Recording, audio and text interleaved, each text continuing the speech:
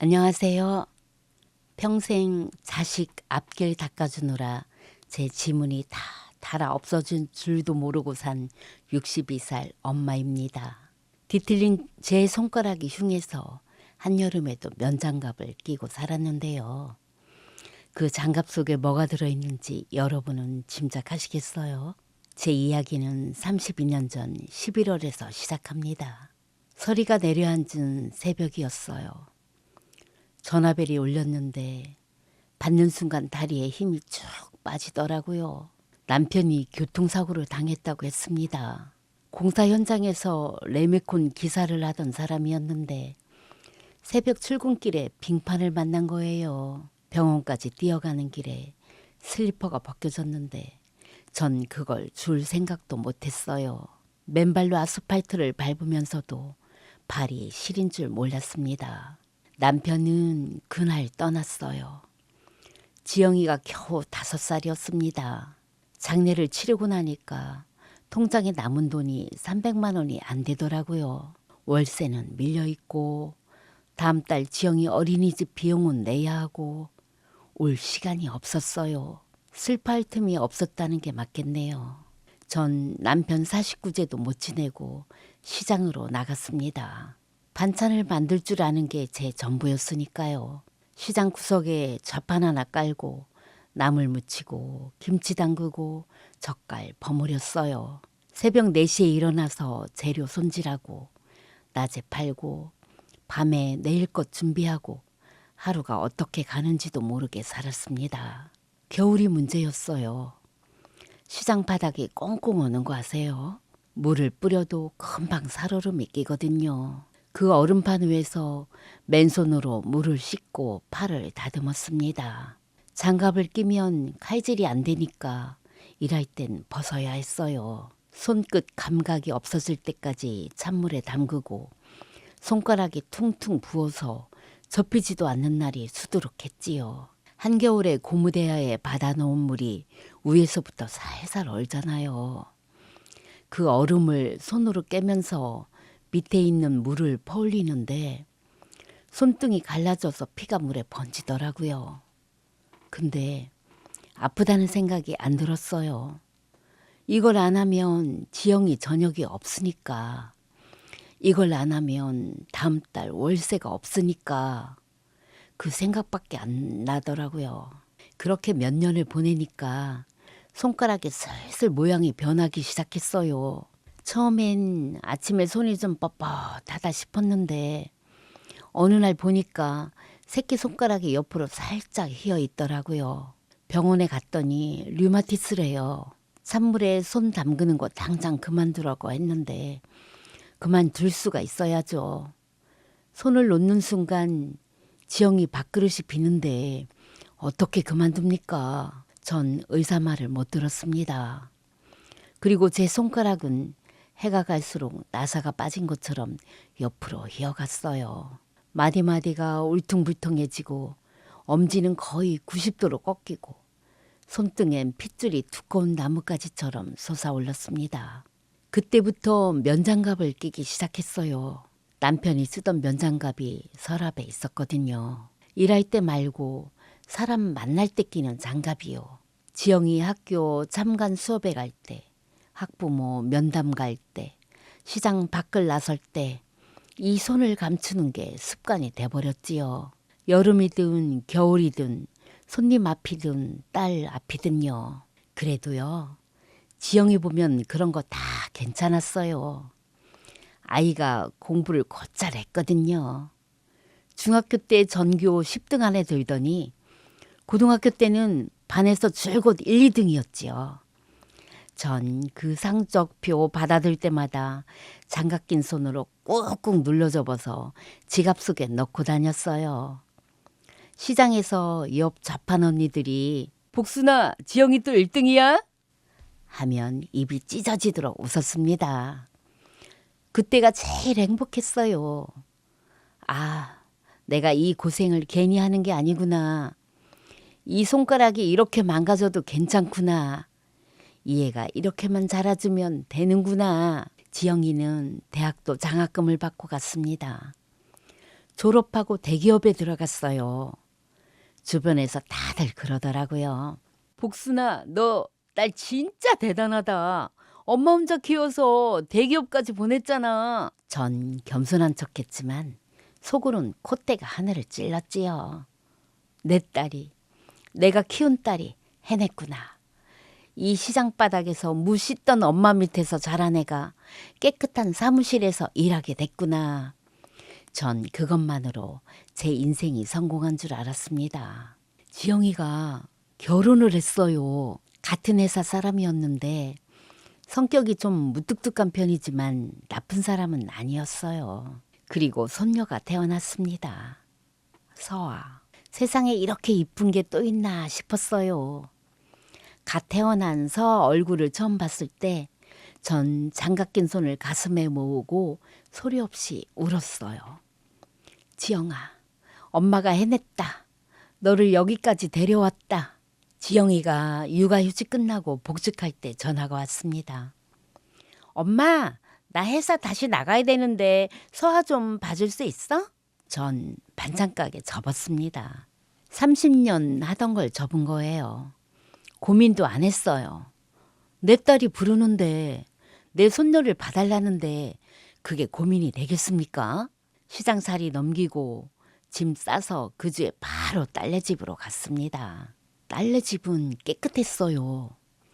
새하얀 벽에 반짝이는 식탁에 손대면 지문 남을 것 같은 냉장고. 거실엔 무슨 디퓨저라는 게 놓여 있어서 은은한 꽃향기 같은 게 집안에 가득하더라고요. 전 현관에 들어서면서 습관적으로 면장갑을 만졌습니다. 이 손으로 저 깨끗한 것들을 만져도 되나?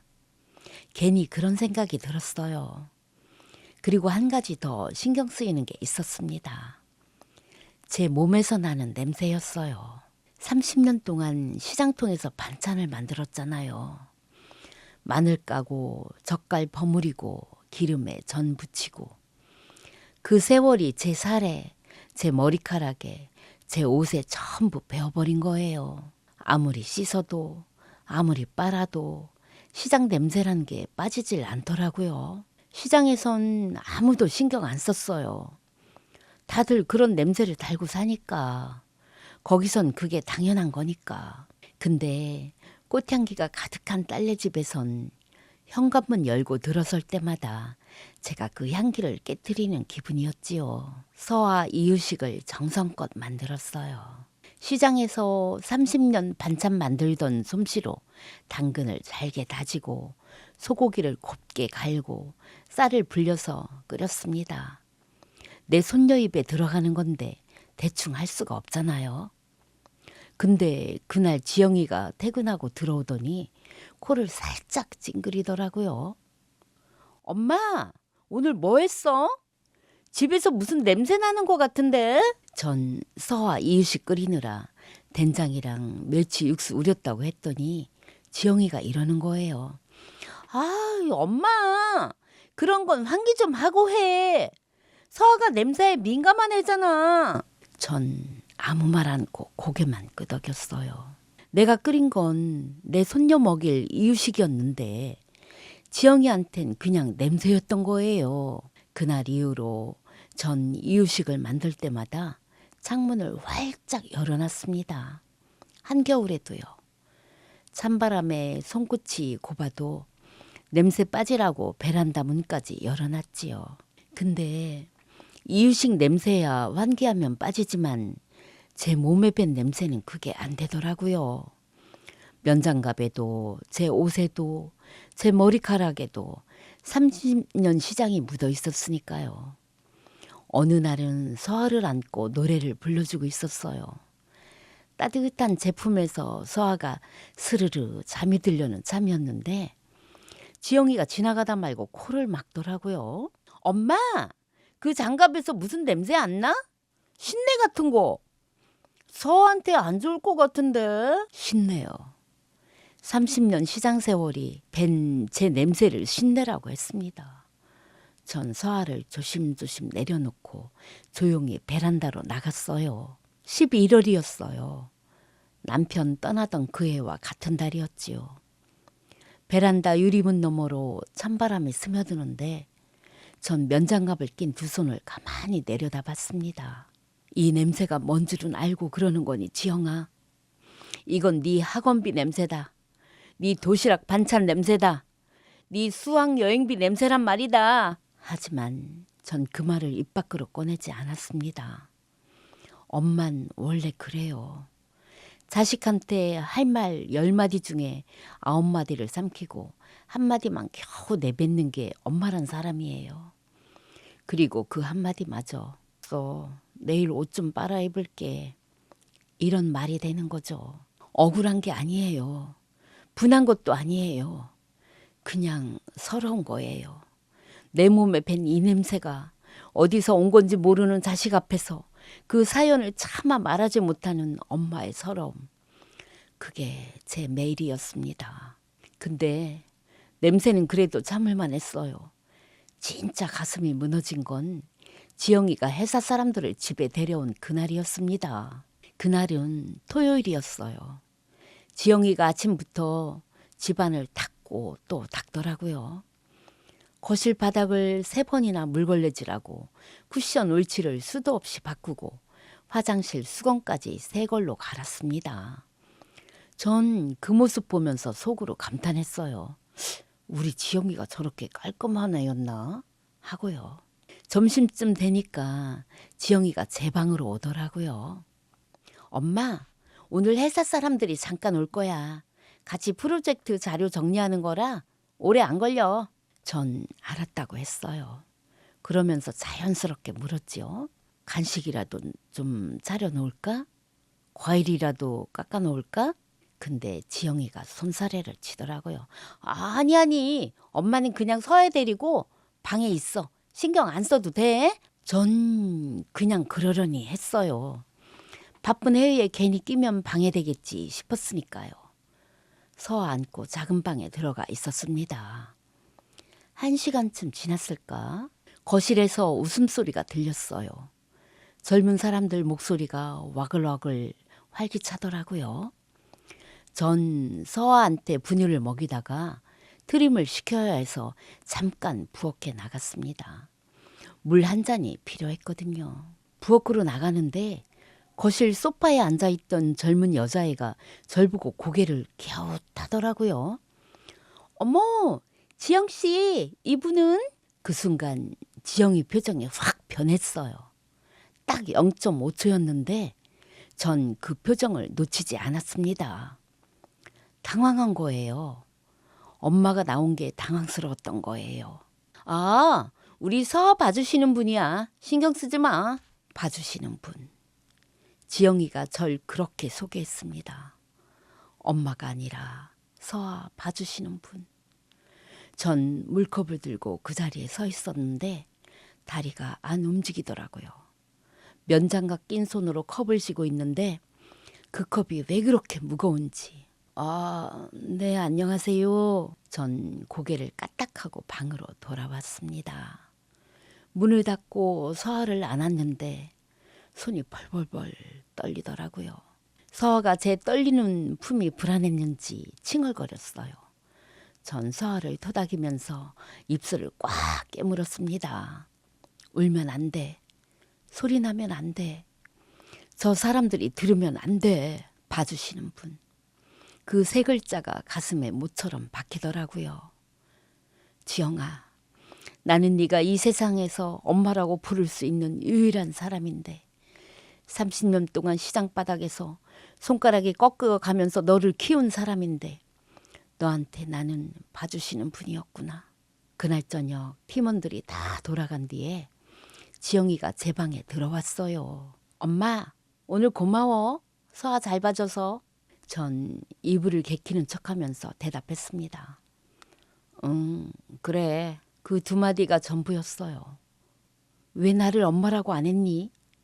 그 말을 하고 싶었는데 목구멍에서 올라오다가 그냥 삼켜버렸어요. 또요. 또 삼킨 거예요. 그 뒤로 지영이네 집에 손님이 올 때마다 전 알아서 작은 방에 들어갔습니다. 아무도 시키지 않았어요. 지영이도 딱히 들어가라고 한 적은 없었어요. 근데 전 알았거든요. 내가 나가면 지영이가 또 그 표정을 지을 거란 걸. 0.5초짜리 당황. 그리고 봐주시는 분이라는 세 글자. 그걸 두 번 듣고 싶진 않았습니다.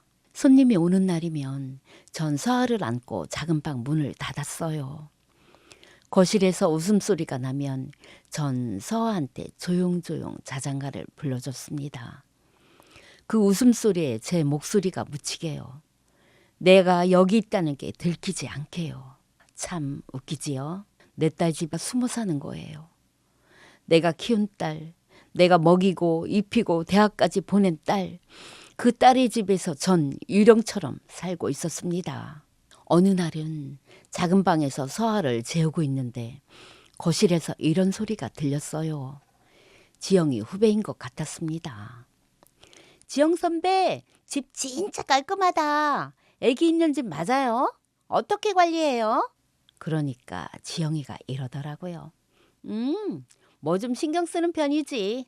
나 원래 정리 좀 하는 편이잖아. 전 그 말 듣고 고개를 떨궜어요. 그 깔끔한 집을 매일 누가 닦는데, 그 먼지 하나 없는 바닥을 누가 걸레질 하는데, 그 뽀송뽀송한 아기 이불을 누가 매일 빨아놓는 건데. 전 아무 말도 안 했어요. 면장갑 낀 손으로 서아 이불깃을 여미고 조용히 천장만 올려다봤습니다. 지영아, 너를 대기업 대리까지 만드는 것보다 엄마를 엄마로 부르게 만드는 게 더 힘들구나. 이 생각이 처음 든 날이었어요. 시장에서 얼음물에 손 담글 때보다, 겨울 새벽에 맨발로 뛰어갈 때보다 이게 더 아프더라고요. 몸이 아픈 건 참을 수 있어요. 근데 내 자식한테 없는 사람 취급당하는 건, 그건 참는 게 아니라 무너지는 거였습니다.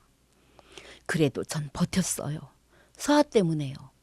그 애가 할머니 품에 안겨서 까르르 웃을 때, 제 뒤틀린 손가락을 오물오물 잡고 빨 때, 그러면 괜찮았어요. 지영이한테 봐주시는 분이어도 서아한테만은 세상에서 제일 따뜻한 사람이면 됐으니까요. 근데 지영이는 거기서 멈추질 않았어요. 그 무렵 지영이가 야근이 잦았거든요. 밤 10시, 11시에 들어오는데 밥을 먹었는지 안 먹었는지도 모르겠더라고요.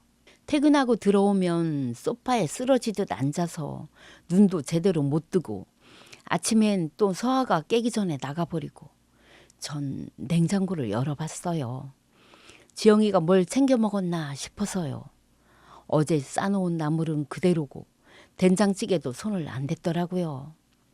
편의점 삼각 김밥 봉지만 쓰레기통에 2개 들어있었습니다. 삼각 김밥이요. 우리 지영이가 밤 11시에 삼각 김밥으로 저녁을 때우고 있었던 거예요. 전 그날 오후부터 반찬을 만들기 시작했습니다. 지영이가 좋아하는 것들로요. 소고기 장조림, 멸치볶음, 깻잎찜, 계란말이. 시장에서 30년 반찬 팔던 솜씨가 어디 가겠어요. 서아 낮잠 재워놓고 2시간 만에 뚝딱 만들었습니다. 도시락통 4개에 꾹꾹 눌러 담고 밥까지 따로 싸서 거물 비닐봉지에 넣었어요. 지영이 회사가 지하철로 내정거장이었거든요. 저녁 8시쯤 가면 따뜻할 때 먹을 수 있겠다 싶었어요. 서아는 일찍 재워놓고 사위한테 잠깐 봐달라고 부탁했습니다. 전 면장갑 끼고 제일 깨끗한 외투 입고 반찬 보따리를 들고 나섰습니다. 지하철에서 내려 지영이 회사 건물 앞에 도착했는데 로비로 들어가긴 좀 그렇더라고요. 면장갑 끼고 검은 비닐봉지 든 아줌마가 대기업 로비에 서 있으면 아무래도 좀 그렇잖아요. 그래서 지하 주차장으로 내려갔어요. 거기서 전화하면 지영이가 살짝 내려올 수 있을 테니까요. 전화를 걸었습니다. 지영아, 엄마야. 나 지금 회사 지하 주차장에 있어. 네가 요즘 밥을 못 먹는 것 같아서 반찬 좀 싸봤는데 잠깐만 내려올 수 있니? 한 박자 늦게 대답이 왔어요. 엄마? 지금 뭐? 반찬 네가 좋아하는 거 만들었어. 장조림이랑 깻잎찜이랑. 엄마 잠깐만. 수화기 너머로 지영이가 어디론가 자리를 옮기는 소리가 들렸어요. 문 닫히는 소리가 나더니 지영이가 낮은 목소리로 이러더라고요. 엄마, 지금 여기까지 온 거야? 서아는? 서아 재워놓고 왔어. 장서방한테 잠깐 봐달라고 했으니까. 아니, 그 얘기가 아니라 엄마가 왜 회사까지 오냐고. 전 무슨 말인지 바로 이해가 안 됐어요. 딸이 밥을 못 먹고 있으니까 엄마가 반찬을 싸들고 오는 거잖아요. 그게 뭐가 이상한 건지 모르겠더라고요. 야근하면서 삼각 김밥만 먹고 있던데 엄마가 걱정이 돼서. 알았으니까 잠깐만 기다려. 지하 주차장이 춥더라고요. 11월이었으니까요. 콘크리트 바닥에서 올라오는 찬기가 발 밑에서부터 스며들었어요. 전 비닐봉지를 양손으로 꼭 안고 서 있었습니다. 형광등 불빛 아래에서 제 그림자가 길게 늘어져 있었는데 그 모습이 참 초라하더라고요. 면장갑 끼고 기름기 밴 검은 비닐봉지 들고 콘크리트 기둥 옆에 서 있는 60대 아줌마. 한 5분쯤 지났을까? 엘리베이터 문이 열리더니 지영이가 나왔어요. 깔끔한 정장에 목에 사원증 걸고 구두 소리가 딱딱 울리면서 걸어오는데 전 순간 우리 지영이가 참 멋있다 그 생각부터 들었어요. 저 시장 바닥에서 무시던 엄마 밑에서 자란 애가 이렇게 됐구나. 근데 지영이 표정이 안 좋았어요. 입술을 꽉 깨물고 있었고 눈이 날카로웠거든요. 지영이가 비닐봉지를 말없이 확 받아들더라고요. 엄마, 앞으로는 제발 이러지 마. 뭘? 이렇게 회사까지 찾아오는 거 말이야. 나 대리단 지 얼마 안 됐어. 이미지 관리가 중요한 시기라고. 이미지 관리요. 전 그 말뜻을 곱씹었어요. 면장갑 끼고 비닐봉지 든 엄마가 지하 주차장에 서 있으면 그게 딸의 이미지를 깎는 거래요. 엄마가 이런 거 들고 오면 사람들이 보잖아. 주차장이라고 아무도 안 오는 데가 아니야. 지영이가 주위를 두리번거리면서 그러더라고요. 전 그제야 알았어요. 지영이가 제일 신경 쓰는 건 반찬이 아니라 누가 볼까 봐 그게 걱정이었던 거예요. 엄마가 여기 왔다는 걸 누가 볼까 봐. 전 아무 말 않고 서 있었어요. 그러다 입을 열었는데 제 목소리가 생각보다 작더라고요. 그래, 알았어. 안 올게. 지영이는 비닐봉지를 들고 엘리베이터 쪽으로 가다가 잠깐 멈추더니 돌아서서 이렇게 말했어요. 엄마, 마음은 고마운데 이런 건 좀 아니야. 엄마는 회사 생활을 모르니까 그런 거겠지만 전 가만히 지영이를 봤어요. 뭘 모른다는 건지, 밭잔 싸들고 온 게 그렇게 무식한 짓이었는지, 삼각 김밥으로 저녁 때우는 딸이 걱정돼서 한 땀 한 땀 정성 들여 만든 게 그게 모르는 사람이 하는 짓이었는지. 하고 싶은 말이 목구멍까지 차올랐지만 전 또 삼켰어요. 그래, 엄마가 몰라서 그랬다. 미안해. 엘리베이터 문이 닫히고 지영이가 사라졌습니다. 전 지하 주차장에 혼자 남았어요. 형광등이 징 하고 울리는 소리만 들리더라고요. 발을 때렸는데 다리가 안 움직여요. 전 그 자리에 한참을 서 있었습니다. 지하 주차장 경사로를 걸어 올라오는데 바깥에 찬바람이 확 들이치더라고요. 11월 밤이었으니까요. 가로등 불빛만 희미하게 비치는 인도를 걸었습니다. 빈손을 호주머니에 넣고 지하철역으로 걸어가는데 눈물이 흘러서 앞이 잘 안 보이더라고요. 면장갑으로 눈물을 닦았는데 그 자리에서 또 냄새가 나잖아요. 마늘 냄새, 젓갈 냄새, 30년 시장 냄새. 지영이가 싫어하는 그 냄새예요. 집에 돌아오니 서아는 이미 곤히 자고 있었어요. 정서방한테 고맙다고 인사하고 자는 서아 입을 여며주고 전 화장실에 들어갔습니다. 수건을 입에 물고 울었어요. 소리 안 나게요. 내 자식한테, 내가 평생 바친 자식한테 무시당해서 우는 거예요. 돈 없어서 울던 그 시절보다 100배는 더 아팠습니다. 그날 밤 전 잠이 오질 않았어요. 작은 방 천장을 올려다보면서 생각했습니다. 이렇게 사는 게 맞나? 내가 무슨 죄를 지었다고 내 딸 집에서 이렇게 쪼그라들어 살아야 하나? 그러다 문득 작은 방 구석 옷장 위에 올려놓은 낡은 상자가 눈에 들어왔습니다. 이사 올 때 시장 짐이랑 같이 가져온 건데 한 번도 안 열어본 상자였어요. 일어나서 불을 켰어요. 옷장 위에 올려놓은 그 상자를 내렸습니다. 테이프가 누렇게 변해서 손만 대도 바스러지더라고요. 뜯어보니까 안에 시장에서 쓰던 잡동사니가 들어있었어요. 낡은 앞치마, 다 다른 고무장갑, 깨진 계산기, 그리고 그 밑에 갈색 표지 공책 한 권이 있었습니다. 가계부였어요. 제가 시장 장사 시작하고 처음 3년 동안 쓴 거였습니다. 지영이가 5살부터 8살까지 남편 떠나고 제일 힘들었던 그 시절 기록이었지요. 펼치니까 제 글씨가 삐뚤빼뚤 적혀 있더라고요. 연필로 꾹꾹 눌러 쓴 글씨. 손이 시려서 글씨가 제대로 안 됐던 거예요. 첫 장부터 빨간 볼펜으로 밑줄 친 항목들이 보였어요. 그게 전부 지영이 관련이었습니다. 지영이 감기약 3,500원, 지영이 운동화 8,000원, 지영이 크레파스 1,500원, 어린이 집비, 월세, 시장 재료값 빼고 나면 남는 돈이 거의 없었는데 지영이한테 쓴 돈만 빨간 줄이 쳐져 있었어요. 3월 페이지에 이런 게 적혀 있었습니다. 3월 15일 지영이 폐렴, 입원비 23만 원, 시장 객께서 15만 원, 나머지 8만 원 명자 언니한테 빌림. 그 밑에 작은 글씨로 이렇게 써놨더라고요. 지영아, 빨리 나아야 한다. 엄마가 다 해줄게. 기억이 났어요. 그해 겨울 지영이가 폐렴에 걸렸거든요.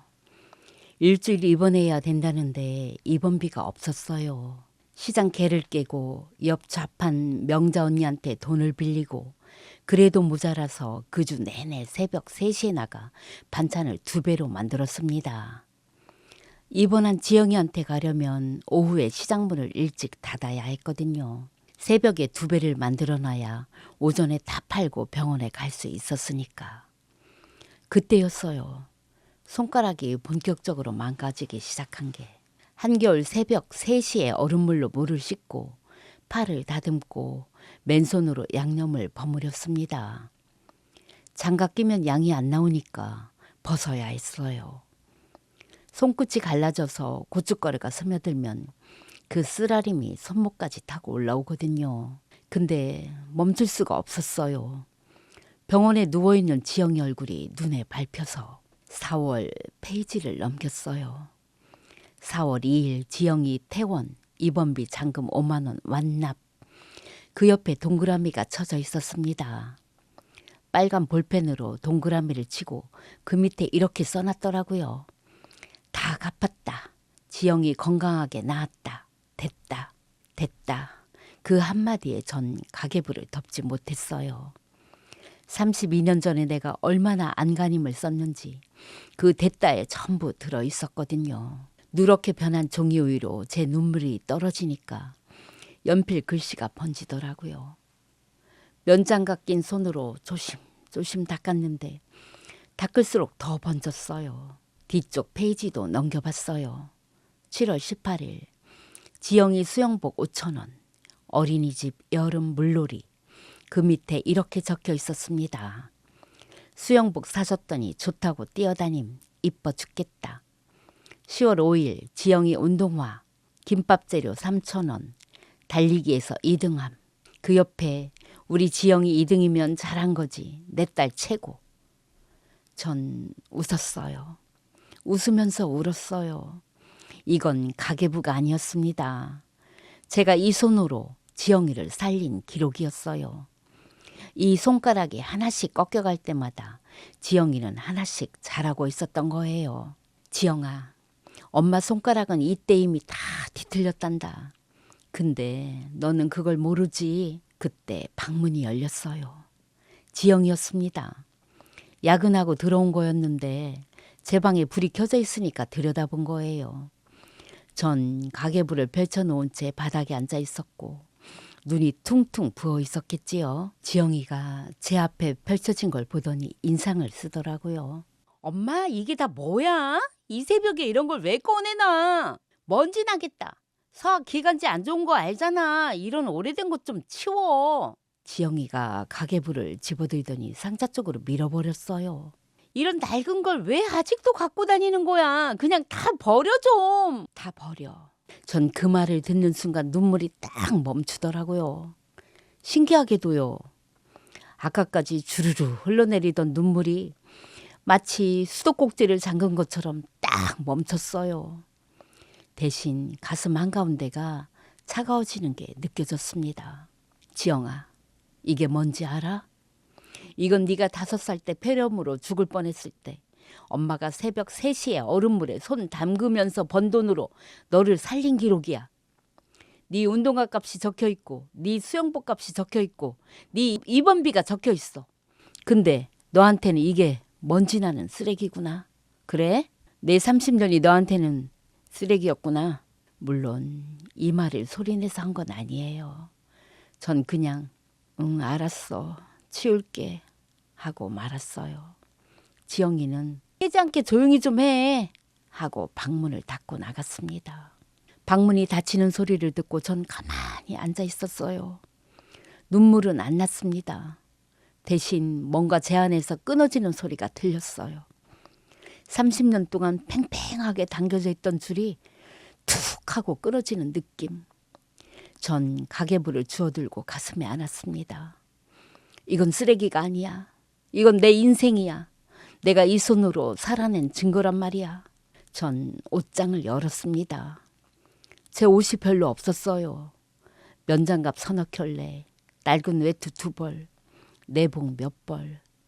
딸네 집에서 1년 가까이 살았는데 옷장 한쪽 구석이면 다 들어가는 살림이었습니다. 전 그걸 하나씩 꺼내서 보따리에 쌌어요. 가계부 같은 상자도 그 위에 올렸습니다. 그리고 면장갑을 한 짝 꺼내서 식탁 위에 올려놓았어요. 그 옆에 서아 스케치북 뒷장을 뜯어 쪽지를 한 장 썼습니다. 오늘부로 엄마 사표 낸다. 찾지 마라. 전 딸이 그토록 싫어하던 신내나는 면장갑을 벗어 식탁 위 쪽지 옆에 나란히 올려놓았습니다. 보따리 하나, 가계부 드는 상자 하나. 그게 제 전부였어요. 신발을 신으려는데 서아 분홍색 아기 신발이 현관 안쪽에 가지런히 놓여 있더라고요. 제가 어제 닦아서 말려놓은 거였어요. 맨손이 저절로 그 신발 쪽으로 갔어요. 한 번만 더 만져보고 싶었거든요. 근데 만지면 못 나가요. 저 신발 만지는 순간 보따리 풀고 다시 부엌으로 갈 거란 걸 전 알았어요. 전 고개를 돌렸습니다. 현관문이 닫히는 소리가 새벽 공기 속에서 유난히 크게 울렸어요. 11월 새벽이었어요. 입김이 하얗게 피어올랐습니다. 보따리를 들고 엘리베이터를 타는데 거울에 제 모습이 비치더라고요. 면장갑 끼고 낡은 외투 입고 보따리 하나 든 60대 아줌마. 시장 좌판 처음 나가던 30년 전이랑 똑같은 꼴이었어요. 그때도 이렇게 아무것도 없이 나섰는데 지금도 아무것도 없이 나가는구나.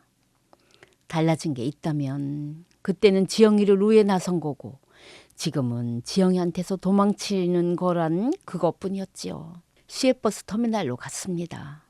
갈 곳은 하나밖에 없었어요. 명자 언니네. 시장에서 30년 동안 옆 자판이었던 명자 언니. 지영이 폐렴 때 돈 빌려줬던 그 언니요. 몇 년 전에 장사 접고 고향인 충청도 시골로 내려간 사람이었어요. 전 버스표를 끊으면서 명자 언니한테 전화했습니다. 언니, 나 복순이야. 나 오늘 내려가도 돼? 수화기 너머로 명자 언니가 놀라더라고요. 아니, 이 새벽에 웬일이야? 무슨 일 있어? 아무 일 없어. 그냥 언니 얼굴 좀 보고 싶어서. 거짓말하지 마. 목소리가 왜 그래? 시장에서 30년 옆에 있었던 사람한테는 속일 수가 없더라고요. 전 솔직하게 말했어요. 언니, 나 지영이네 집에서 나왔어. 한동안 신세 좀 져도 되겠어? 명자 언니는 아무것도 안 물었어요. 내려와. 방 비워놓을게.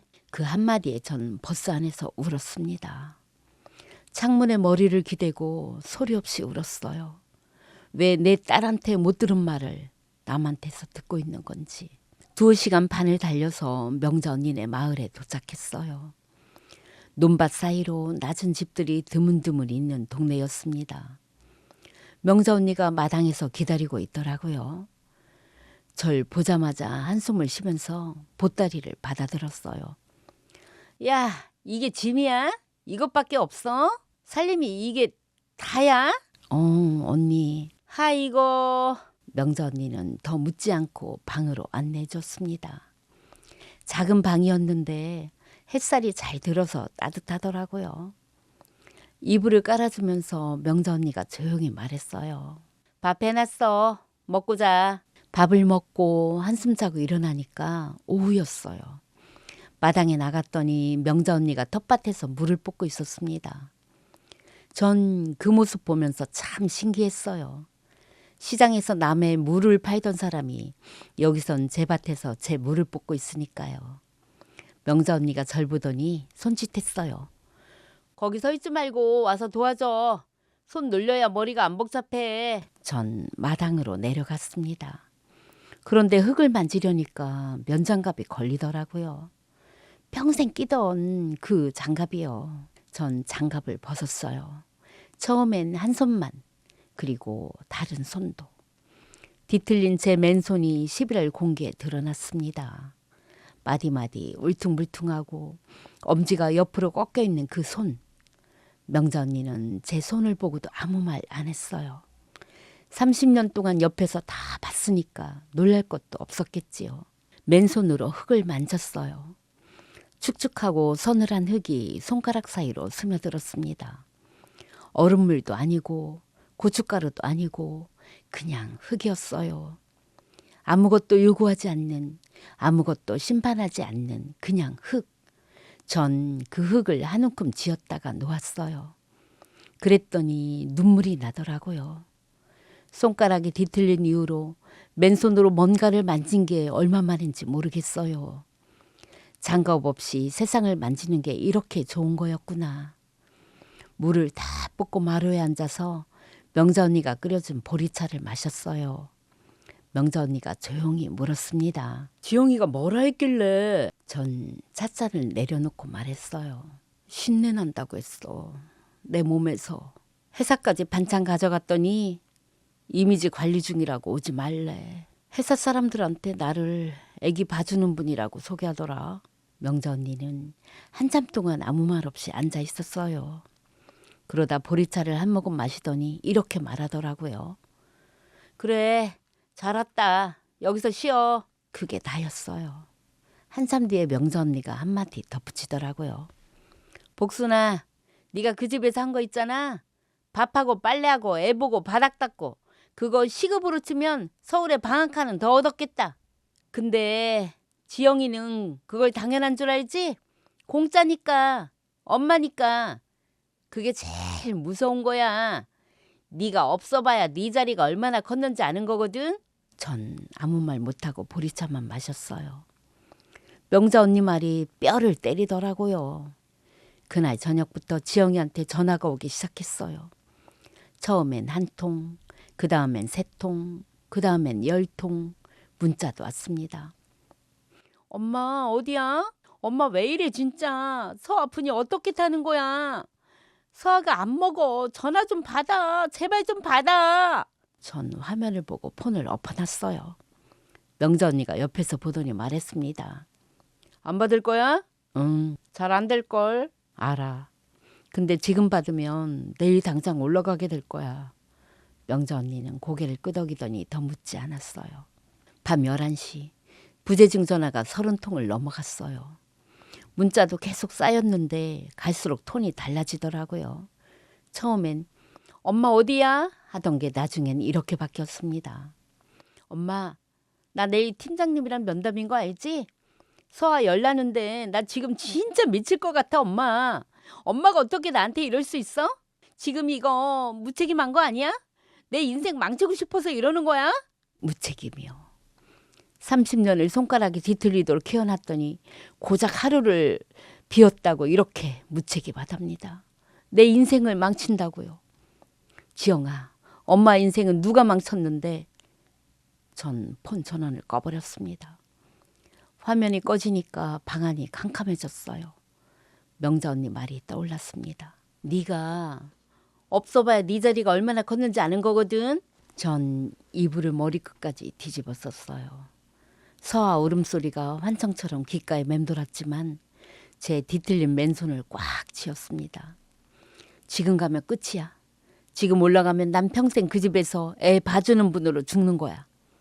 그렇게 사흘이 지났어요. 지영이 전화는 점점 줄었습니다. 문자도 하루에 2-3개로 줄었어요. 포기한 건지 다른 방법을 찾은 건지. 전 폰을 꺼놓은 채 명자 언니네 텃밭에서 흙을 만지며 보냈습니다. 그런데 나흘째 되던 아침이었어요. 폰을 켜자마자 알림이 쏟아졌는데 지영이가 아니었습니다. 정서방이었어요. 부재중 전화 17통, 그리고 문자 1통. 그 내용을 확인한 순간 제 손이 덜덜덜 떨리기 시작하더라고요. 정서방 문자를 열었습니다.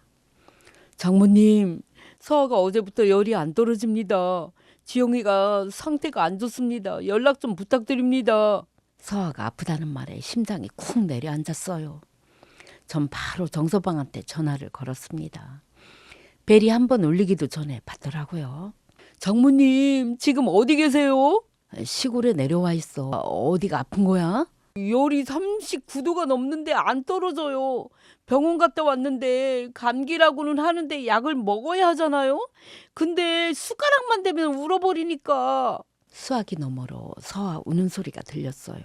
우는 게 아니라 목이 신체로 끊어지듯 우는 소리. 아픈 아이 특유의 울음이었어요. 전 그 소리에 다리가 풀리는 줄 알았습니다. 지영이는?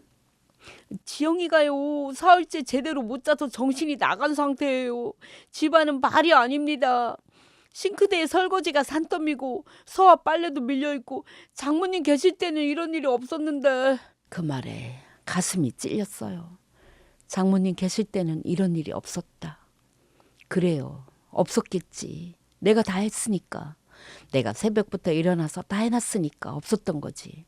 장모님, 솔직히 지영이가 애를 볼 줄 알아야 하는데 그동안 장모님이 다 해주셨으니까 뭘 어떻게 해야 하는지를 모르는 거예요. 저도 내일 출장이라 도저히 방법이 없습니다. 해결사요. 제가 무슨 해결사인가요? 밥 해주고 빨래하고 애 봐주고 바닥 닦아주는 기계였지. 그 기계가 멈추니까 그제야 난리가 난 거잖아요. 그때 수화기 너머로 소리가 들렸어요. 뭔가 깨지는 소리였어요. 컵인지 바닥에 부딪혀 산산 조각나는 소리, 그리고 지영이 비명 같은 목소리가 터져나왔습니다. 안 먹어? 너까지 왜 그래? 나보고 어쩌라고? 서아가 자지러지게 울었어요. 지영이도 울었어요. 엄마도 울고 아이도 울고. 그 소리가 수화기를 뚫고 들어와서 제 귀에 박히더라고요. 정서방이 다급하게 말했어요. 장모님 들으셨죠? 저러고 있습니다. 장모님이 오셔야 될 것 같아요. 전 아무 말 않고 서 있었어요. 그때 명자 언니가 제 손에서 전화를 뺐더니 끊어버렸습니다. 복순아, 지금 가면 넌 평생 그 집 가사 도우미로 뼈 삭는 거야. 근데 언니 서아가. 서아 아픈 건 안 됐어. 근데 지영아, 전년도 지 손으로 애 약 먹이고 밤새 울어봐야 엄마가 얼마나 귀한 줄 아는 거야. 알겠지? 명자 언니가 제 두 어깨를 잡고 똑바로 쳐다봤어요. 너 거기 다시 들어가는 순간 지영이는 평생 안 변해. 알겠어? 전 알았어요. 명자 언니 말이 맞다는 것도 알았어요. 근데 서아 우는 소리가 귀에서 안 떠나더라고요. 언니, 그래도 서아 죽은 좀 먹여야겠어. 내가 안 나타날게. 얼굴 안 보여주고 문 앞에만 두고 올게. 응? 응 언니. 명자 언니가 혀를 쯧쯧 차더니 부엌으로 들어갔습니다. 쌀을 씻고 늙은 호박을 썰고 소고기를 잘게 다지는 명자 언니 뒷모습을 보는데 제 뒤틀린 손가락이 자꾸만 오므라들더라고요. 저 칼질을 30년 동안 한 게 나인데 지금은 남이 대신 해주는 걸 멍하니 서서 보고 있어야 하는 거예요. 명자 언니가 죽을 보온 도시락에 담고 반찬까지 싸서 내밀었어요. 문 앞에 놓고 바로 와. 얼굴 보이지 마. 알았지? 응. 늦으면 내가 직접 끌고 내려온다. 전 보온 도시락을 맨손으로 받아들었습니다. 따뜻했어요. 그 온기가 손바닥을 타고 심장까지 전해지는데 이상하게 눈물은 안 나더라고요. 전 서울행 막차 버스 시간표를 확인했어요. 한 자리 남아 있었습니다. 전 그 자리에 몸을 실었어요. 뒷좌석에 앉아서 무릎 위에 보온 도시락을 올려놓았습니다. 도시락에서 온기가 허벅지까지 퍼지더라고요. 맨손으로 뚜껑을 감싸지었어요. 이 온기가 서아한테 가는 거라고 생각하니까 놓을 수가 없었습니다. 창밖은 깜깜했어요. 가로등 불빛이 버스 속도에 맞춰 한 줄기씩 지나갔습니다. 전 그 불빛을 멍하니 세다가 어느 순간부터 새는 걸 잊었어요. 2시간 반 만에 서울에 도착했어요. 딸네 아파트 앞에 선 건 밤 11시쯤이었습니다. 아파트 단지가 조용했어요. 여기저기 불 꺼진 창문 사이로 지영이네 거실 불만 켜져 있더라고요. 엘리베이터를 탔습니다. 층수가 올라갈 때마다 심장이 같이 올라가는 것 같았어요. 지영이네 현관 앞에 섰습니다. 문 앞에 서니까 안에서 소리가 들리더라고요. 서아가 칭얼거리는 소리, 힘없이 끙끙거리는 아픈 아이 특유의 소리였어요. 그리고 지영이가 뭔가 중얼거리는 소리. 전 도시락을 현관 앞 바닥에 조용히 내려놓았습니다. 비닐봉지가 살짝 바스락 소리를 냈어요. 숨을 멈췄습니다. 들키면 안 돼. 들키면 또 끌려 들어가니까. 도시락을 내려놓고 돌아서려는데 문 너머로 지영이 혼잣말이 들렸어요. 울다 지친 목소리였습니다. 안쪽에서 정서방 코 고는 소리가 희미하게 깔려 있더라고요. 지영이 혼자 중얼거리고 있었어요. 엄마, 나 잘못했어. 소아 열이 안 내려가는데 나 어떡해? 엄마가 하던 거 하나도 모르겠어. 전 발을 뗄 수가 없었어요. 돌아서야 하는데 다리가 안 움직이더라고요. 그때 지영이가 또 중얼거렸어요. 엄마가 닦아놓은 바닥이 이렇게 차가울 줄 몰랐. 그리고 한참 뒤에 코를 훌쩍이더니 이런 말을 하더라고요. 이 집에서 엄마 냄새가 안 나. 마늘 냄새, 된장 냄새 그게 안 나니까 숨을 못 쉬겠어. 그 말에 전 그 자리에서 굳어버렸어요. 신내 난다고 코를 막던 애가, 서아한테 안 좋은 걸 같다고 장갑 치우라던 애가 이제는 그 냄새가 없어서 숨이 막힌답니다. 전 그 자리에 쪼그려 앉았어요. 문 하나 사이였습니다. 이 문만 열면 딸이 있고 손녀가 있고 내가 1년 동안 살았던 그 집이 있는데 전 문고리에 손을 갖다 댔어요. 뒤틀린 맨손이 차가운 쇠에 닿는데 꼭 얼음물을 만지는 것 같더라고요. 30년 전 지영이 약값 벌려고 시장에서 얼음 깨던 그날처럼요. 그때도 이 손으로 차가운 걸 움켜쥐었고 지금도 이 손으로 차가운 걸 움켜쥐고 있었어요. 한 번만 돌리면 돼. 한 번만 돌리면 서아를 안아줄 수 있어. 근데 그 순간 명자 언니 목소리가 들리더라고요. 너 거기 들어가는 순간 지영이는 평생 안 변해. 전 문고리에서 손을 뗐습니다. 문고리에 닿았던 자리가 손바닥에 빨갛게 찍혀 있었어요. 전 그 손을 가만히 내려다봤습니다. 장갑도 없이 드러난 뒤틀린 마디마디. 근데 이상하게 그 손이 그날따라 흉하게 안 보이더라고요. 이 손이 지영이를 살린 손이고 서아를 먹인 손이고 문 안에 있는 저 죽을 만든 사람의 손이니까 전 두 손으로 입을 틀어막았어요. 울음소리가 새어나가면 안 되니까. 입술을 깨물었더니 피맛이 났어요. 문 안에선 지영이가 여전히 흐느끼고 있었고 전 문 밖에서 소리 없이 울었습니다. 얼마나 앉아 있었는지 모르겠어요. 문 안에서 소리가 잦아들었습니다. 지영이가 지쳐서 잠든 건지 서아가 겨우 잠든 건지 전 일어섰어요. 무릎이 시리더라고요. 엘리베이터 버튼을 눌렀습니다. 돌아서는 발걸음이 천근만근이었어요. 서아 신발 앞에서 그랬던 것처럼 전 고개를 돌리지 않았습니다. 돌아보면 못 가니까. 막차를 탔어요. 텅 빈 버스 안에서 창문에 이마를 대고 눈을 감았습니다. 지영이가 한 마리 귓가에서 안 떠나더라고요. 엄마가 닦아놓은 바닥이 이렇게 차가운 줄 몰랐어. 엄마 손에서 나던 냄새가 안 나니까 이렇게 허전한 줄 몰랐어. 그래, 몰랐지. 엄마가 매일 걸레질한 바닥 위에서 맨발로 돌아다녔잖아. 따뜻한 줄도 모르고 그게 당연한 줄 알고 쉰내 난다고 코를 막으면서. 명자 언니네 도착하니 새벽 1시가 넘었어요. 명자 언니가 안 자고 마루에 앉아서 기다리고 있더라고요. 갔다 왔어? 응. 얼굴 봤어? 아니, 문 앞에 놓고 왔어. 잘했어. 명자 언니가 더 묻지 않고 이불을 펴줬어요. 전 이불 속으로 들어가면서 말했습니다. 언니, 나 죽을 것 같았어. 알아. 근데 안 들어갔어. 그래, 잘했어. 그게 다였어요. 명자 언니는 불을 끄고 나갔습니다. 전 캄캄한 방에서 천장을 올려다봤어요. 지영이 울음소리가 아직도 귀에 맴돌았지만 전 눈을 감았습니다. 다음날 아침 폰을 켜보니까 지영이한테 문자가 와 있었어요. 새벽 2시에 보낸 거였습니다. 현관 앞에 죽이 있었어. 엄마가 온 거 알아. 그 밑에 한 줄이 더 있었어요. 서아가 그 죽은 먹었어. 서아가 먹었대요.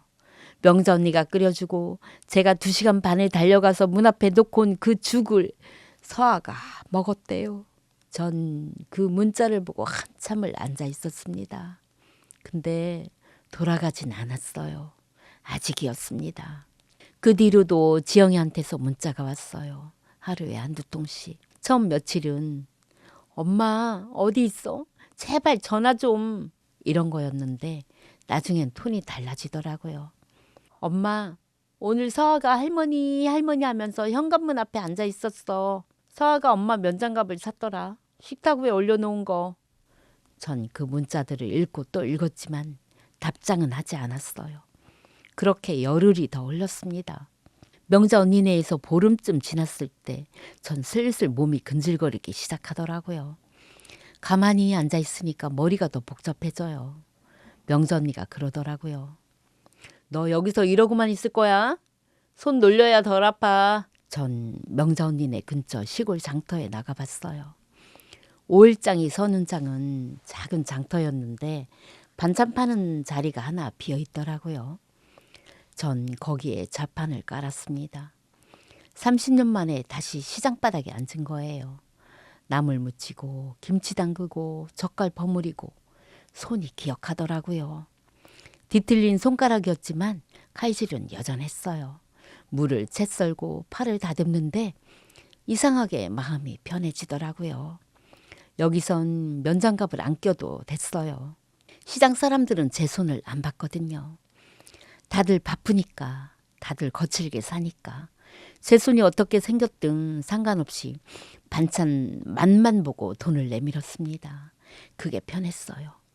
일주일쯤 지나니까 슬슬 단골이 생기더라고요.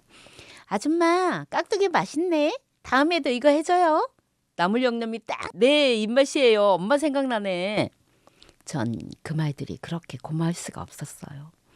딸네 집에선 냄새 난다고 코를 막았는데 여기선 맛있다고 해줬으니까요.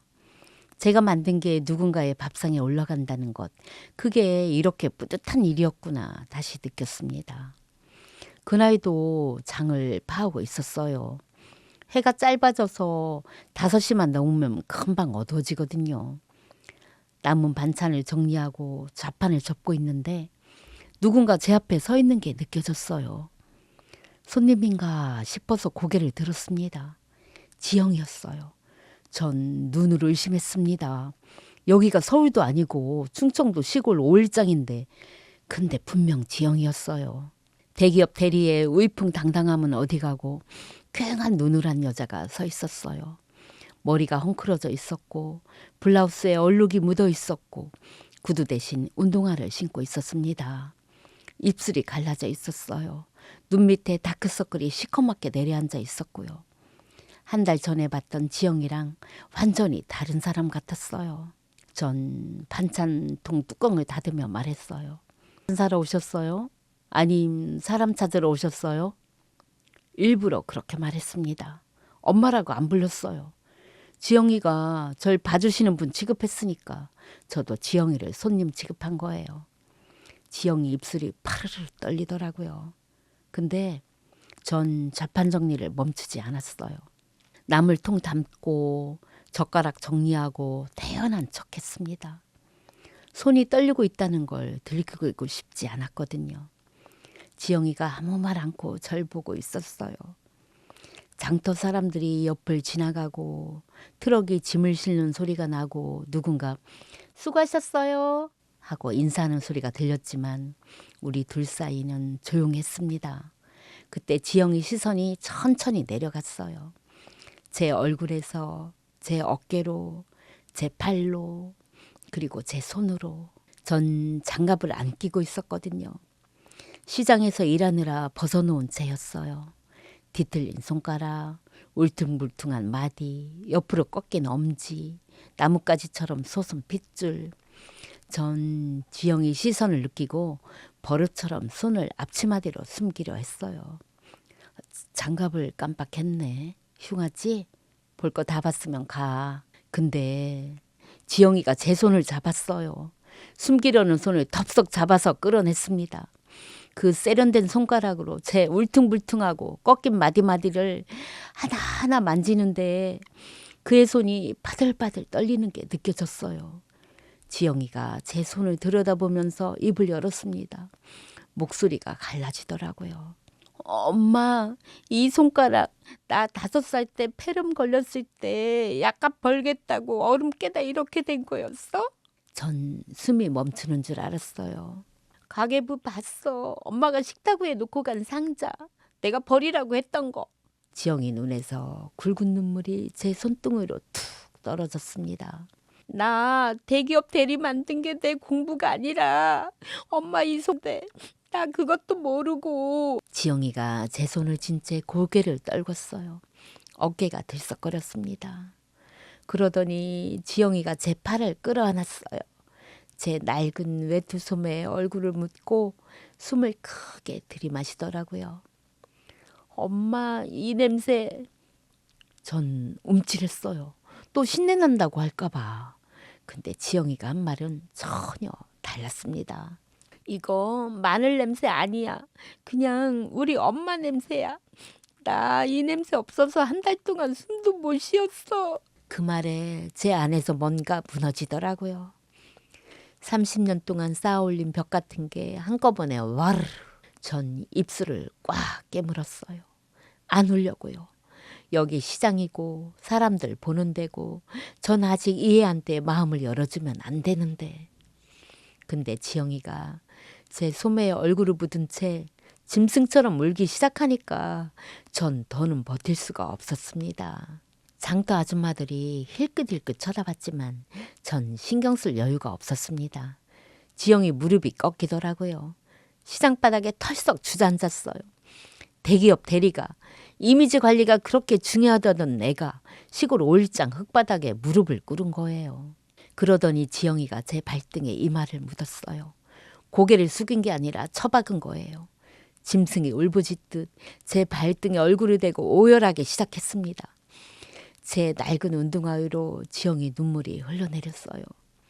엄마, 나 정말 나쁜 년이야. 엄마한테 신내 난다고 했어. 내가 그랬어. 회사 사람들한테 봐주시는 분이라고 했어. 엄마를. 지영이가 한마디 할 때마다 제 가슴에 못이 박혔다 뽑혔다를 반복했어요. 그 말들이 전부 사실이니까요. 전부 내가 삼키고 또 삼킨 것들이니까요. 지영이가 제 손을 다시 잡았어요. 뒤틀린 제 맨손을 두 손으로 감싸지더니 자기 이마에 갖다 댔습니다. 이 손이 새벽 3시에 얼음을 깨면서 나 살린 손인데 이 손으로 내 도시락 싸주고 내 학원비 벌고 내 등록금 만든 건데 나 이 손한테 장갑 씌워서 숨기라고 했어. 흉하다고. 엄마, 나 회사에서 프레젠테이션 잘한다고 박수 받을 때 나 진짜 내가 잘난 줄 알았어. 엄마는 회사 생활 모른다고 속으로 무시했어. 근데 아니더라. 내가 그 회의실에 앉아있을 때 엄마는 이 손으로 무 씻고 배추 날랐던 거잖아. 내 명함은 엄마 지문 닮아가면서 만든 거였어. 엄마가 식탁에 놓고 간 면장갑 있잖아. 나 그거 한 달 동안 매일 밤 꺼내서 들여다봤어. 그 장갑 안쪽에 엄마 손 모양이 그대로 찍혀 있더라. 꺾인 손가락 모양 그대로, 울퉁불퉁한 마디 그대로. 그거 보는데 내가 미쳐버릴 것 같았어. 옆 자판 아줌마가 수군거리는 소리가 들렸어요. 저 젊은 여자 누구야? 복순이네 딸인가? 대기업 다닌다는 그 딸 아니야? 근데 왜 저래? 지영이가 그 소리를 들었을 거예요. 시장통 한복판에서 사람들이 다 보는 데서 흙바닥에 무릎 꿇고 울고 있는 자기 꼴을 이미지 관리가 그렇게 중요하다던 애가요. 근데 지영이는 신경도 안 쓰더라고요. 오히려 제 손을 더 꽉 쥐면서 말했어요. 전 이를 악물고 있었어요. 안 울려고요. 여기서 울면 지는 것 같았거든요. 한 달 동안 버텼잖아요. 문 앞에서도 안 들어갔잖아요. 서아 신발 앞에서도 돌아섰잖아요. 근데 지영이가 제 손을 자기 뺨에 갖다 대면서 이렇게 말했어요. 엄마, 나 다시 엄마 해줘. 엄마 딸 다시 해줘. 내가 잘할게. 진짜 잘할게. 엄마를 엄마라고 부를게. 누구 앞에서든. 쉰내 아니야. 그거 엄마 냄새야. 내가 세상에서 제일 좋아하는 냄새야. 전 못 참았어요. 지영이 머리 위로 제 손이 갔습니다. 뒤틀린 맨손으로 딸의 헝클어진 머리카락을 쓸어내렸어요. 30년 동안 장갑 속에 숨겨왔던 이 손으로 처음으로 딸 머리를 만진 거예요. 장갑 없이요. 지영이가 제 손길을 느끼더니 더 크게 울었어요. 제 손을 잡고 자기 뺨에 대고 이마에 대고 입술에 대고 이 손이야. 이 손이 나를 키웠어. 이 손이 세상에서 제일 올드한 손이야. 전 그제야 울었습니다. 시장 한복판에서요. 좌판 옆에 쪼그려 앉은 채 딸 머리를 쓰다듬으면서 소리내어 울었어요. 화장실에서 수건 물고 울던 게 아니라 문 앞에서 입 틀어막고 울던 게 아니라 평생 처음으로 숨기지 않고 울었습니다. 지영아, 엄마 여기 있어. 엄마 안 갔어. 그게 제가 한 달 만에 딸한테 한 전마디였어요. 우리 둘 다 시장바닥에 주저앉아서 한참을 울었어요. 장터 아줌마 한 분이 다가와서 물 한 잔 갖다 주시더라고요. 아이고, 모녀가 왜 이래? 뭔 사연이 있나 보구만. 전 그 물을 받아 지영이한테 먹였어요. 울다가 딸꾹질하는 지영이 등을 토닥토닥 두드려줬습니다. 이 손으로요. 뒤틀린 이 맨손으로요. 지영이가 겨우 진정이 되고 나서 절 올려다봤어요. 퉁퉁 부은 눈으로. 전 지영이 얼굴에 묻은 흙을 앞치마 끝으로 닦아주면서 말했어요. 지영아, 엄마는 지문 없어도 돼. 네 명함이 내 지문이고 네 성공이 내 보람이었어. 근데 엄마도 사람이라 아프긴 하더라. 네가 신내난다고 코 막을 때 내 30년이 통째로 상한 고기 취급받는 것 같아서 그게 제일 아팠어. 지영이가 제 소매를 잡고 자기 코에 갖다 댔어요. 엄마, 이거 신내 아니야. 이건 나 살린 냄새야. 나 이제 이 냄새 없으면 잠도 못 잘 것 같아. 엄마 제발 나랑 같이 가자. 이 장갑 이제 다시는 끼지 마. 내가 엄마 손잡고 제일 당당하게 걸어갈게. 전 웃었어요. 울다가 웃었어요. 오늘은 안 돼. 명자 언니한테 인사도 해야지. 그 언니가 나 한 달 동안 먹여 살린 거 알지? 지영이가 고개를 끄덕였어요. 전 좌판을 대충 정리하고 지영이 손을 잡았습니다. 맨손으로요. 장갑 없이요. 지영이가 제 손을 꽉 쥐더라고요. 뒤틀린 마디마디를 하나도 빠짐없이 감싸지면서 우리는 그렇게 명자 언니네를 향해 나란히 걸었습니다. 명자 언니네 도착하니까 명자 언니가 마루에서 기다리고 있었어요. 지영이를 보더니 위아래로 훑었습니다. 이게 그 대기업 대리라는 애냐? 언니 인사해. 우리 지영이야. 지영이가 명자 언니 앞에서 고개를 숙였어요. 이모, 우리 엄마 한 달 동안 돌봐주셔서 감사합니다. 명자 언니가 한참 지영이를 쳐다보다가 말했어요. 감사는 나한테 할 거 아니고 네 엄마한테 해. 그리고 감사는 말로 하는 게 아니라 행동으로 하는 거다. 알지? 지영이가 울 것 같은 얼굴로 고개를 끄덕였어요.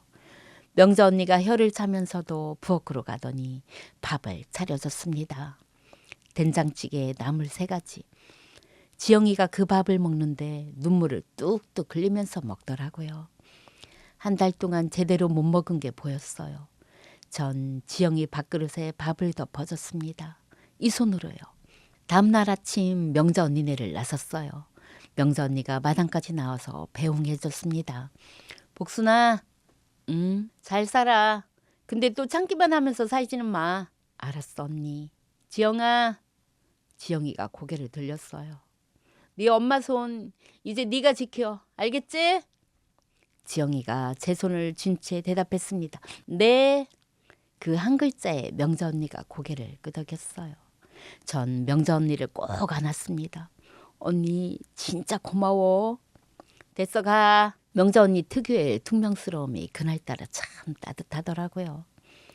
서울로 올라가는 버스 아니었어요.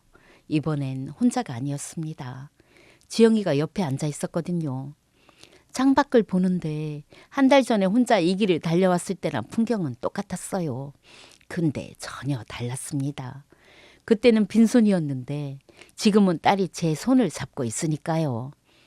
지영이가 버스 안에서 제 손을 무릎 위에 올려놓고 마디를 만지작거리더라고요. 엄마, 이 손가락 여기 꺾인 거 이거 언제 된 거야? 네가 초등학교 들어갈 때쯤? 이쪽은? 중학교 때? 지영이가 가만히 듣더니 제 손등에 이마를 갖다 대고 아무 말 안 했어요. 전 창밖을 보면서 딸 머리를 쓸어내렸습니다. 집에 들어온 뒤로 많은 게 달라졌어요. 지영이가 제일 먼저 한 건 회사 사람들한테 전화한 거였어요. 우리 엄마 다시 오셨어. 우리 엄마야. 서아 할머니. 봐주시는 분이 아니라 우리 엄마. 전 그 전화 소리를 거실에서 들으면서 눈물이 나올 뻔했지만 참았어요. 웃었거든요. 그리고 지영이가 회사에서 퇴근하면 이제 이런 말을 하더라고요. 엄마 오늘 뭐 했어? 서아 밥 잘 먹었어? 이유식 해줬더니 잘 먹었어. 엄마 이유식이 제일 맛있으니까. 그 말 한마디가 얼마나 큰지. 전에는 냄새 난다고 환기하라던 애가 이제는 엄마 이유식이 제일 맛있다고 해줘요. 그렇게 2달이 흘렀을 때였어요. 어느 토요일 아침에 지영이가 제 방에 들어오더니 이러더라고요. 엄마, 오늘 나랑 나갈래? 어디? 엄마한테 해주고 싶은 게 있어. 지영이가 제 손을 잡고 데려가는 곳은 네일샵이었어요. 전 입구에서 멈췄어요. 유리문 너머로 예쁜 손톱을 한 여자들이 보이더라고요. 하나같이 깨끗하고 고운 손들. 전 제 손을 봤습니다. 뒤틀리고 꺾이고 울퉁불퉁한 이 손을 저 사람들한테 내밀어야 한다는 게 무서웠어요. 지영아, 엄마 손은 좀. 지영이가 제 손을 꽉 잡았어요. 엄마, 이 손이 세상에서 제일 위대한 손이라고 했지? 내가 했지? 그러니까 세상에서 제일 예쁘게 해줘야지. 가자. 지영이가 문을 열고 들어갔어요. 전 끌려 들어갔습니다. 네일 아티스트 분이 제 손을 보고 깜짝 놀란 표정을 지었어요. 전 습관적으로 손을 뒤로 빼려 했습니다. 근데 지영이가 제 손을 다시 테이블 위로 올려놨어요. 그리고 네일 아티스트한테 이렇게 말하더라고요. 이 손으로 저를 키우셨어요. 30년 동안 시장에서 반찬 파시면서요. 제일 예쁘게 해주세요. 네일 아티스트 분이 제 손을 가만히 들여다보더니 고개를 끄덕였어요.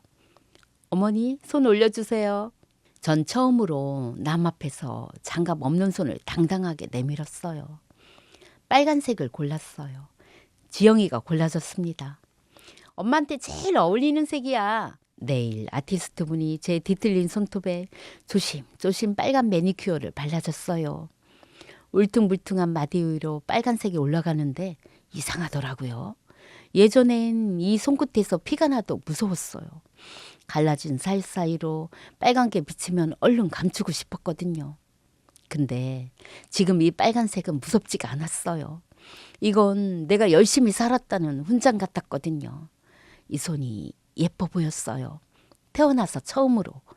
지영이가 옆에서 제 손을 보면서 웃었어요. 엄마 예쁘다. 전 그 말에 코끝이 찡했지만 웃었습니다. 이 나이에 매니큐어라니 웃기지? 안 웃기 엄마. 엄마가 제일 자격 있어. 알지? 가게를 나와서 지영이랑 나란히 걸었어요. 전 빨간 매니큐어 발린 제 손을 가만히 들여다봤습니다. 뒤틀린 건 여전했어요. 꺾인 것도 여전했고요. 근데 그 위에 빨간색이 올라가니까 흉터가 아니라 훈장 같더라고요. 지영이가 제 손을 잡았어요. 지영이 손에도 같은 빨간색이 발려 있었습니다. 같은 색으로 맞춘 거였어요. 엄마 우리 커플 네일이다. 전 웃었어요. 이번엔 진짜로 웃었어요. 그게 석 달 전 일이에요. 지금 전 다시 지영이네 집에서 살고 있습니다. 달라진 게 있다면 전 더 이상 면장갑을 끼지 않아요. 서화를 나눌 때도 이유식을 만들 때도 지영이 회사 사람들이 올 때도 맨손 그대로예요. 지영이가 회사 사람들한테 절 소개할 때 이제 이렇게 말해요. 우리 엄마야. 세상에서 제일 멋진 사람. 봐주시는 분이 아니라 세상에서 제일 멋진 사람. 전 그 말을 들을 때마다 속으로 울어요. 기뻐서요. 서아도 자랐어요. 할머니 손을 잡고 할머니 손 말캉말캉 하면서 제 마디마디를 꾹꾹 누르는데 그게 얼마나 간지러운지. 이 뒤틀린 손이 누군가한테는 세상에서 제일 말캉말캉한 손이래요. 전 이제 이 손이 안 부끄럽습니다. 이 손가락 하나하나가 지영이 학원비고 등록금이고 대기업 명함이고 서아 이유식이에요. 제 지문은 달아 없어졌지만 제 딸 인생에는 제 지문이 빼곡히 찍혀 있거든요. 그거면 됐어요. 충분해요. 제 얘기 들어주신 분들 혹시 지금 장갑 끼고 사시는 분 계세요? 손이 아니어도 돼요. 자식한테, 남편한테, 세상한테 뭔가를 숨기면서 사시는 분 괜찮아요. 그 장갑 속에 있는 게 뭔지 아는 사람은 알아요. 언젠가 그 장갑을 벗을 날이 와요. 제가 그랬던 것처럼 그날이 올 때까지 조금만 더 버텨주세요. 그 손은 부끄러운 게 아니라 당신이 살아난 증거예요. 여러분, 이번 사연 어떠셨나요? 30년 넘게 시장 바닥 얼음물에 손 담가가며 키운 딸이 엄마한테 신내난다고 코를 막고 회사 사람들한테 봐주시는 분이라고 소개할 때 어휴 저 정말 제 가슴이 다 무너져 내리더라고요. 지영아, 너 대기업 대리명함 그거 네 엄마 지문이랑 맞바꾼 거야. 그 냄새가 무슨 신내니? 너 살린 약감 냄새고 네 성공이 밴 향기지. 안 그래요 여러분? 그래도 우리 복순 씨 식탁 위에 면장갑 딱 벗어놓고 사표 던질 때 저 정말 속이 다 시원했습니다. 맞아요 여러분. 자식들이 우리의 희생을 당연한 공기처럼 여길 때는 우리가 닦아놓은 거실 바닥이 얼마나 차가운지 똑똑히 보여줘야 합니다. 그래야 자식들도 지엄마 귀한 줄 아는 법이거든요. 복순아 참 잘했다. 이제 그 뒤틀린 마디 위에 칠해진 빨간 매니큐어 그건 흉터가 아니라 네가 인생에서 따낸 금메달이야. 우리 시청자 언니들도 오늘만큼은 그 거친 손 숨기지 마세요. 그 손이 세상을 만들었고 자식을 키웠습니다. 오늘 밤엔 여러분의 이름을 나지막히 불러주세요. 복순아, 명자야, 금순아, 아무개야. 그동안 참 수고 많았다. 여러분의 영원한 편 사이다 엄마였습니다. 여러분은 가장 아름다운 분들입니다. 그럼 내일 또 만나요.